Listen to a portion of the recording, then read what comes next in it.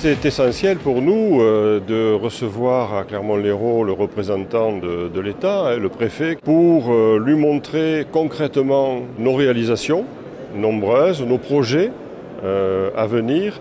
Et comme nous avons un préfet dans le département qui est un préfet de terrain, qui est à l'écoute, qui comprend les préoccupations du milieu rural et suburbain, nous avons échangé dans d'excellentes conditions.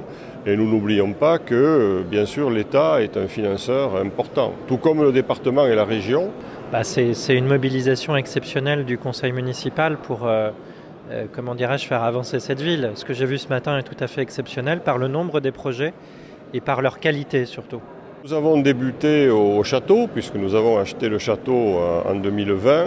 Ensuite, nous avons déambulé en minibus pour montrer les principales réalisations de la ville au niveau des écoles, au niveau des équipements sportifs, au niveau des travaux de proximité dans la ville.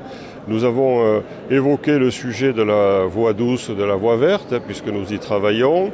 Nous sommes passés devant la ZAC de la cavalerie, nous avons parlé du demi-échangeur. Et ensuite, dans les projets qui s'enclenchent, Villars, le projet de centre culturel solidaire et associatif. D'abord, monsieur le maire m'a montré tout ce que la municipalité avait déjà réussi à faire. Je pense notamment aux travaux sur le groupe scolaire, aux travaux qui ont été faits sur les espaces sportifs, au début de réhabilitation de ce magnifique château qui surplombe la ville. Je pense aussi et surtout parce que ça c'est très impressionnant, parce que compliqué à faire aux premières réhabilitations dans le centre ancien. Et puis on s'est attaché également à aller voir les projets futurs. Je pense notamment à ce tiers-lieu qui doit ouvrir sur la friche dite Salasque, au projet aussi de la salle Villars, ou encore au projet de cinéma juste à côté de la gare. C'est important de montrer que nous avons à Clermont un projet de territoire qui a du sens, qui est cohérent, qui est conséquent, tout se tient. Puisque nous voulons réhabiliter, rénover, dynamiser le centre-ville, le cœur de ville, le centre ancien, en interaction et en connexion avec la périphérie.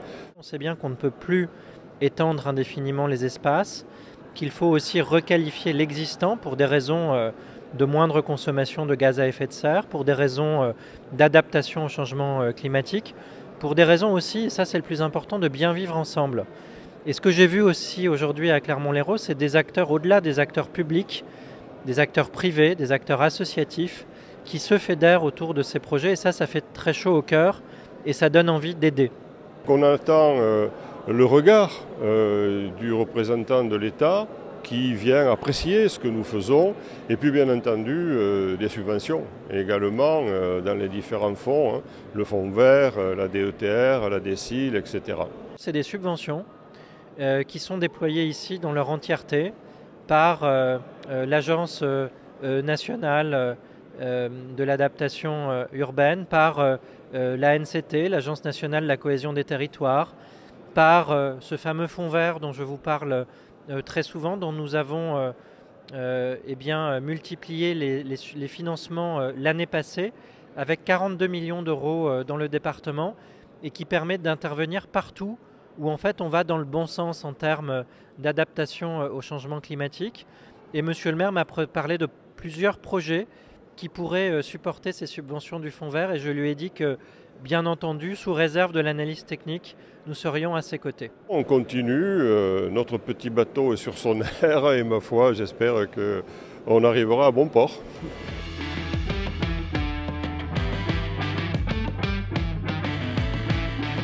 J'ai bien compris que c'était une forte attente ici. Il y a deux sujets.